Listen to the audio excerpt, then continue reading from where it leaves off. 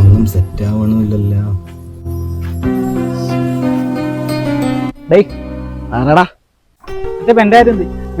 പെണ്ണാ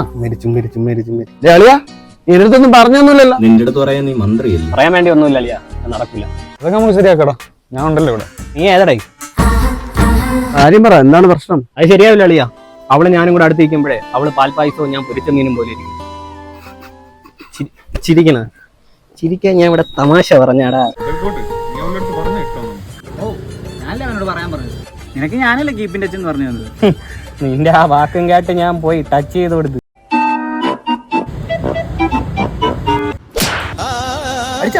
താടികളുണ്ടേ, കൈപ്പാട് കാണുന്നില്ല. കയ്യറ നീരടിച്ചിരിക്കുന്നു. പറഞ്ഞാടാ, എത്ര ദിവസം കൊണ്ട് ചോദിക്കണ അളിയാ, എനിക്ക് അവളില്ലാതെ പറ്റൂല. നീ ഒരു കാര്യം ചെയ്യും, രണ്ടും കൽപ്പിച്ച് അവളുടെ വീട്ടിൽ ചെന്ന് ചോദിക്കും.